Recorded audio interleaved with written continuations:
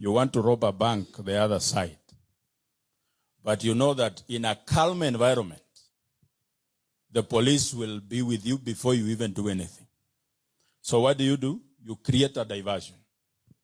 You create chaos down the road where all the police will be drawn, their attention will go there.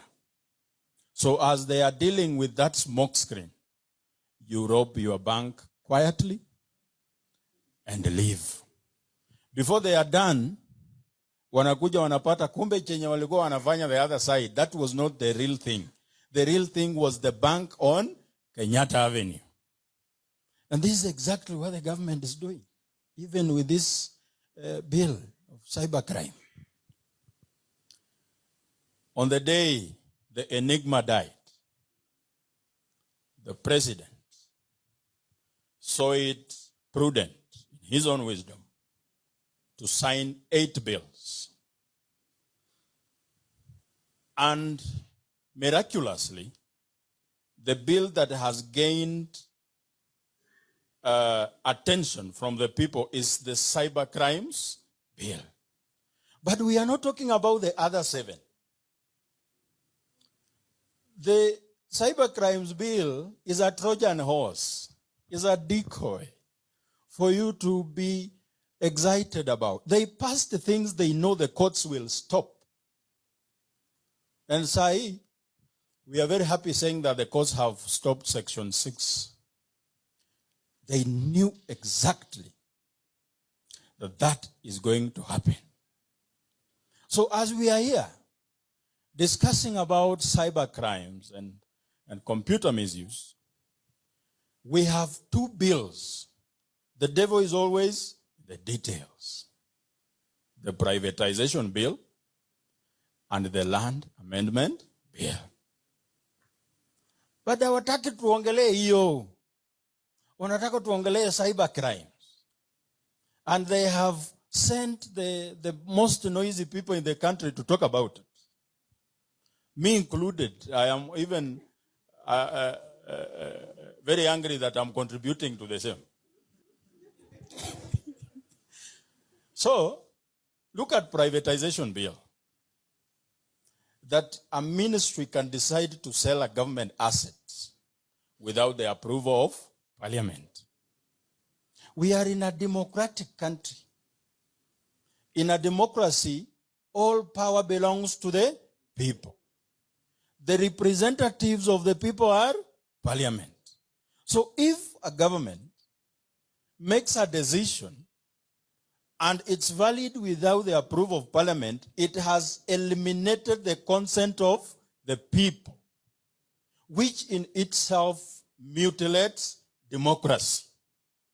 These bills were passed on the day the father of democracy died. You need to look at timing. Before don't spend a lot. Most of us here are not lawyers. And so in areas where I'm not an expert, I use my small brains God gave me. Look at the cyber crimes bill. It was tabled in Parliament in which month? August 2024. What was happening at the time? Gen Zs were very angry. They were posting things. So how do you control them? You enact a law, and as my learned friend Adrian shared, you hide into legal jargon because Kenyans are very busy looking for unga. They will not interrogate this legal jargon in this bill. So you hide in those, but your intention is to curtail free speech. As I finish, because my friend and seeing him reminds me something. Kama unaishi kwa ploti and you have a neighbor that you don't know anatoka kabila gani. They speak very meticulous English and Swahili. And the accent is often hidden. They wear glasses even when their eyes are perfect. And they dress very well. Most probably, that's a Luya man from Bokusula.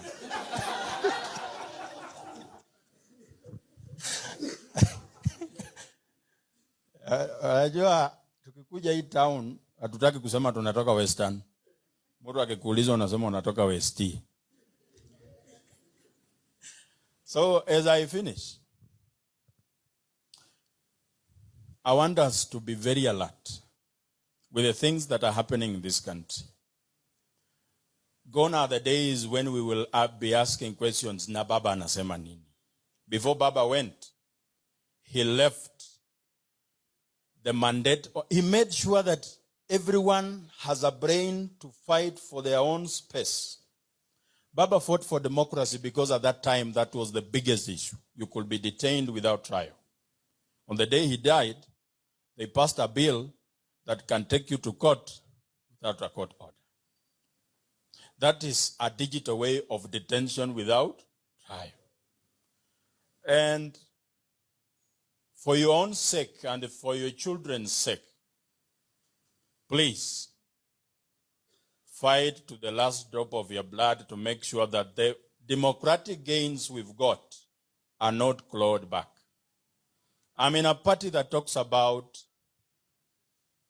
economic liberation, which is the ultimate freedom. But that cannot happen if such things are happening. Sasa mimi nikimaliza, chama yetu tunasema safina, safi na pesa. Safi na nini? Sasa shida yetu kwenye ni gani? Si ni pesa. Hii mambo mingi sasa tuwache. Thank you very much. Muri mnoko.